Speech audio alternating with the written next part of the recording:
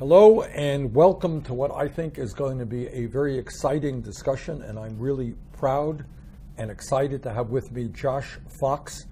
I think many of you know Josh, not only from his celebrity status and the film work that he does, but for his commitment to doing everything possible to protect our planet for future generations. He's been one of the leading anti-fracking activists in this country and a real advocate for fundamental changes in our energy system. Josh, thank you very much for being here. Thank you, Bernie. And I can't start any conversation with you without saying thank you so much for everything you've done for this country. Mutual. Let's start off. There's a lot to go over, and I don't want to waste a whole lot of time discussing President Trump, but just say a few words about Trump's attitude toward climate change, to the environment, appointing Scott Pruitt to be the administrator of the EPA. Well, this is absurd, obviously. Appointing an EPA administrator whose job it is to destroy the EPA, of course, is not the first time that this has happened. I think Ronald Reagan did that with Gorsuch. There is a Republican tradition of appointing heads of government to offices which they'd rather not exist. So, when Scott Pruitt is trying to dismantle, Environmental Protection Agency, that's his real job. And I think that obviously Donald Trump's attitude on climate change is unscientific, unfounded, absurd, crazy. Other than that, it's not bad. Other than that, it's fine. I mean, it's some of his own hotels down in Hollywood, Florida that are due to go underwater. Right. But it is amazing to me that with the scientific atmosphere that we have today, knowing that we have cell phones that have greater computational power than the initial computers that sent, Americans to the moon, that we doubt climate science. That's ridiculous. Okay.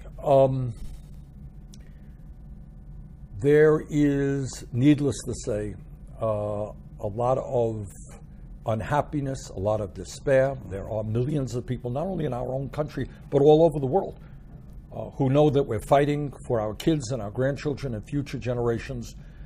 They are outraged by Trump's attitude, his appointments. In your view, what can the grassroots of this country do to stand up, fight back, and help transform our energy system away from fossil fuel? Well, truly, Senator, this is a moment which is, you've got to understand, is completely unprecedented and strange. We have the Republicans in control of the House, the Senate, soon the Supreme Court, and of course Donald Trump is the president. At the same time, you have the most awake, active, outraged, participating population I've ever seen. That political revolution, which you coined, which brought together all the movements across America, is still very much functioning. So I want to ask you, obviously you've been through, decades of activism, and I'm very interested in Bernie Sanders, the leader, the activist. What do you think? Because I, for example, the day that Trump signed the presidential memorandum on the Dakota Access Pipeline, I got a memo, I got an email from somebody at 10 in the morning. By noon, we had decided we were going to do a rally at Trump Tower in New York City. By 6 o'clock, 5,000 people showed up in the freezing rain. Right, I've never seen anything like that. I agree with you. We saw that especially on the Women's March, but we're seeing it in rallies against the repeal of the Affordable Care Act, for climate change, and a host of other areas. I think what we have to do is be extremely smart and effective in tapping that energy. And that means, among other things, understanding that we can combat climate change at the local level. My city does not receive, we do not use any electricity that comes from fossil fuel. That movement can continue all over this country. We have state governments trying to do the right thing. I just read today that some university withdrew funding from organizations that are involved in denial of climate change. So there is a lot of work that we can do because the truth is, every poll shows that more and more people are seeing with their own eyes. This is not kind of esoteric scientific debate. They're seeing lakes that don't freeze where they used to go ice fishing. They're seeing flooding, they're seeing drought. So the goal is for us to be smart, to be effective, to do everything we can at the local, state, and put as much pressure as we can on Trump and the Congress, I think. But don't you think, though, that this is indicative of the fact that the system is indeed broken? Right. Oh. We have 75% of Americans want renewable energy, and we don't get it because we know we have an oligarchy, not a democracy at this moment. No, that's exactly We have people protesting all throughout. In fact, some states are going in the opposite direction, right? Governor Kasich in Ohio actually froze their renewable energy standards and rolled them back. In Florida, it's illegal to have a house that's off the grid. In Arizona, the sunniest place in the nation, $50 charge a month if you want to have solar panels on your roof. These are Koch brother initiatives. Exactly.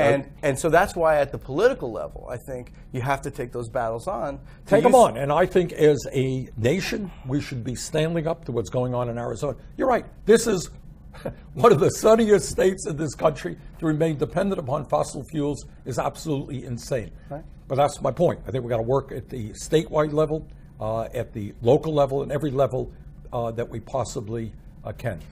Let me raise an issue, not raise it, but talk about something which I think has not gotten the kind of discussion that it deserves. That is the Solutions Project. Because it's one thing to say, to moan and to groan. It is another thing to say, okay, how do we move to an energy efficient and sustainable nation? Is it possible? And you'll hear many people representing the fossil fuel industry who tell us, well, check all the boxes and all that stuff with everything. But the truth of the matter is, and you've done some work on this, I'd like you to explain it to our audience. Sure. We can move in a reasonably short period of time and break our dependence on fossil fuel. How do we do that? Well, what is the Solutions Project? 100% renewable energy is totally possible. It's possible in many, many different ways. So back in 2011, when we were fighting fracking in the state of New York, or 2010, Mark Ruffalo, the green superhero, and myself, we were trying to go to Governor Cuomo and say to him, look, actually what I said was, find me the best renewable energy plan for the state of New York. I want to see it so we can put this out in front of the governor and say you don't have to frack. Right. And lo and behold, my research team came back and they said, well, Josh, there is no renewable energy plan for the state of New York. I said, that's crazy. How could there not be one? Right. Because we've known for years that renewable energy, for example, the wind in just 3 states, North Dakota, Kansas, and Texas, just those 3 states could power everything in the United States of America, including our fleet of 300 million cars. We've known this for decades. So why was there no plan? Right. So Mark and I, we went out to California. We met with an incredible renewable energy scientist named Mark Jacobson at Stanford University. He was doing renewable energy planning for the whole world, for the whole nation. And we said, can you write us a plan for New York State? And he said, without a doubt, he combined with 2 Cornell scientists, Tony Angraffia and Bob Howarth. And within a few weeks, they had a plan. And then a few months later, it was peer-reviewed. And we kept it quiet because we wanted to kind of give it to Governor Cuomo and wrap it up in a bow as a way to say, you don't have to frack. You don't have to do this. We can go down another path. And in fact, if you do go down the fracking path, you imperil New York City, you imperil our water supply, you imperil people's health. And this was the issue. So we proved that scientifically. And what you ended up doing is not only coming up with a plan for New York State, right, but a plan for 49 other states as well, correct? All 50 states. And then a whole number of countries now. So if you go to thesolutionsproject.org, you can go to the maps and you can see the breakdown of all the different renewable energy profiles. Offshore wind, onshore wind, solar panels. Solutionsproject.org. Thesolutionsproject.org. Thesolutionsproject.org. And what they will do is give you the ammunition you need to tell your governor that, in fact, we can break our dependence on fossil fuel. We don't need to have fracking. We can move aggressively in terms of sustainable energy and energy efficiency. But this is the key point, right? The Solutions Project is just a template. It's just the science. It means nothing without the activism. Right. It means nothing without the citizens' participation. Well, let me go back. It's like having the cure for cancer, but you don't have any doctors, right? The medicine that we need right now is activists in the streets saying we can do this, dispelling the lies of the fossil fuel industry. You mentioned Governor Cuomo, New York State. Yeah. Talk about what you did there and what the results of that were. Well, okay, so this is one of the most amazing grassroots movements in the history, I think, of the environment. What happened in New York, and by the way, the same movement on fracking exists all across this country. The fractivist movement is ferocious, passionate, enthusiastic. It's one of the fastest growing environmental movements that ever happened in the United States of America. The difference in New York was we had a state that did this very little known technique to develop a plan on fracking. It was called democracy. They allowed the people to weigh in on the crisis. So they had a scoping period. They had people weigh in on their concerns. That took a number of years. And over those years, the science kept coming in. You got to understand, when I made Gasland in 2010, driving around this country in a beat-up 92 Camry, sleeping on people's couches, no funding, nobody cared about this issue, nobody knew what fracking was. We had no science. We just had a bunch of people in Colorado and Wyoming and Pennsylvania saying, our water's turning black, we can light our water on fire, our animals are getting sick, our children are getting sick, we're surrounded by toxic chemicals in the atmosphere. There wasn't a lot of science on the issue at that point. So it took that 5-year review process that New York undertook to say, this is something different. That's an environmental impact study. That's what we asked for with Dakota Access Pipeline, which Trump just railroaded against. That's what Pennsylvania didn't do. Pennsylvania, Governor Ed Rendell and Tom Corbett rolled out the red carpet for the fracking industry. Texas did not do it. Oklahoma did not do it. Colorado did not do it. Places didn't give the citizens a chance to have input. So New York's fracking movement was ferocious. And I mean, New York made a mistake. They allowed people to participate in the process. They did something unusual for this United States. They used democracy. And that was the key element there, of course. And then what happened? Once people Well, New York fractivists bird-dogged Governor Cuomo. He could not have a birthday party without 500 fractivists showing up outside the Plaza Hotel being like, Governor Cuomo, happy birthday, ban fracking. So this went on for years until finally the science manifests itself. And also a lot of local bans all across the state. So by the end of like 5 years, all these townships had banned fracking. So when the governor looked at it and he said, well, we've got all this evidence on health. The state commissioner in New York said, my kids won't live next to it. I won't live next to it. No one in the state should live next to it. Fracking, period. And then they looked at the map and said, by the way, there's not that much territory left to frack. All these places have banned it. So a very strong local strategy helped that, and a very strong statewide and national strategy based on science. So when we talk about what people can do, New York State in that campaign is a perfect example, yes? It's a perfect example. But there has to be a legislative component. And in a lot of cases right now, we don't have that. So this is a big question. I mean, look, I just came back from Standing Rock. I just made a film about there. It's coming out on Earth Day. I spent a lot of time with the water protectors who did everything right. They were in the water up to the waist. You know what I mean? Talking to the police saying, we love you. We're praying for you. Please don't do this. And then they were brutalized and they were maced and they were shot at with rubber bullets and they were arrested. And some of them are facing 10 years. I know. I just met with some of them this morning, actually. And so they did everything that we're supposed to do as civil disobedient, nonviolent, prayerful people. And as journalists were facing decades. My own producer was facing a 45-year jail term just for filming a protest. And luckily she got off. So I have to ask you, just from your long view over history, it's a tough time. People are feeling really demoralized. It's true. So how do you say, okay, in Chicago in the 60s, we watched my friends get beat up. I think we've made enormous progress. I think 2016 was the year America just rediscovered its revolutionary soul, and I think we have it strong right now. We're a nation of movements. The Black Lives Matter, No DAPL, fracking, climate, the women's movement, Fight for 15, single-payer healthcare, the Dreamers, these Occupy. We're a nation of movements versus the oligarchs, and the movements are getting stronger. But what do you say, Bernie Sanders, as the man who I saw chained, locked down in the civil rights movement, that very famous picture, what do you give us to help us move forward? Well, I think you stated it. Where we are right now is we're in an unprecedented age. There has never been a president like Trump who lies all of the time, whose ignorance is appalling, whose right-wing agenda is disastrous. On the other hand, the point that you made is we are at the same exact moment having millions of people involved in grassroots struggle. So the main point that I would make is despair is not an option. I want people to remember that there was a time in this country where we had children working in factories and workers stood up, fought back, got unions, got the end of child labor. 100 years ago, women did not have the right to vote, and millions of people, women and their male allies, fought back. Gay rights, I am old enough to remember that 20 or 30 years ago, It was not an issue that you even discussed publicly. Nobody in a million years would have dreamed that gay marriage would be legal today in 50 states in this country. The idea that we've had a black president after all of the racism and segregation that exists in this country. So the point is, yeah, these are tough times, no mistake about it. But anyone who says that we can't make change, we can't overcome this, doesn't know a damn thing about American history. Of course we can. And your point is well taken. We have now, all over this country, millions of people, working people, young people, prepared to stand up and fight back. We've got to coordinate that. We've got to be smart about how we go forward. And I think we've got to go forward at the local, state, federal level. But absolutely, there may yet be a silver lining out of this presidency.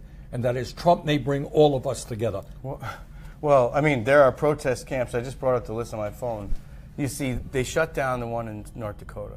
Right. But Florice Whitebull, who is the subject of my film, was an amazing spokesperson. She said, we're spreading like cotton seeds in the wind. You know, you've got protest camps in Texas, in Marfa, Texas, Live Oak, Florida, Osceola County, Florida, against the Sable Trail pipeline, against the Trans-Pecos pipeline, in Oklahoma against the Diamond pipeline, in New Jersey against the Pilgrim pipeline, in Lancaster, PA against the Atlantic Sunrise pipeline, you know, Iowa City against Dakota Access pipeline, soon I think in the Atchafalaya Basin in Louisiana against the Bayou Bridge pipeline. And of course, if it comes to that, in my backyard in the Delaware River Basin, against fracking. We're fighting fracking all over again. For those of you who've seen Gasland, that is rearing its ugly head again. We thought we'd beaten that, we won that battle. And I have to invite you, because obviously it's an area that's close to your heart. You know, that's Narrowsburg. You know, I live 5 miles from Narrowsburg. I went to Boy Scout camp there. I know you did. So 10 Mile River still in business? Yes, well, I don't know if the camp is, but 10 Mile River is still there. Yeah, And it's okay. one of the most, if you haven't been to the upper Delaware River, it's one of the most beautiful national treasures, right? 5% of Americans drinking water out of that river basin, 16 million people. So you're invited back if you ever want to come for a stroll or canoe trip, or if you ever get a day off. We may need you, though. But the truth is the fossil fuel industry is right now desperate. They're on the march, and they're trying to overturn the rule of law and the will of the people. And let's understand, you're right, they are desperate and they are on the defensive. And even corporate America understands where the future is, because 2/3 of new energy investment, not going into coal, it's not going into oil, it's going into sustainable energy. We do have them on the run, and we just got to intensify that pressure. Well, I understand you're going to West Virginia soon. I'm going to West Virginia Sunday night. Coal miners. Well, I'm going to be talking to people in McDowell right. County, yeah, Well, I which mean, was strong coal country. I'll bring up a project right now. It's called Coal River Mountain. There's a proposal to do wind farm on top of the mountain instead of blow the top off of it, right? There you go. So mountaintop removal, which is devastating for every possible implication. There is a proposal to put a wind farm up there, and this is what we have to do. We have to retrain those. That's exactly, well, we have to invest in those communities that have been devastated. We don't hold coal miners responsible. Right. And our job is to make them whole. One of the areas, maybe we'll end on this because we're running out of time here, is obviously, in terms of climate change, there is no choice but to be extremely aggressive in transforming our energy system. We have to do that for the sake of the planet. Yeah. But on top of that, there are economic benefits as well. Sure. All right, say a little bit about Well, that. at solutionsproject.org, you can see actually the saved health benefit, billions and billions of dollars in people not dying from fossil and fuels. not getting ill because Right, of yeah. all kinds of pollution. And also, it's the fastest growing job sector. You know, you can see all these permanent jobs from that. You know, look, it's like I said before, we have the cure for cancer.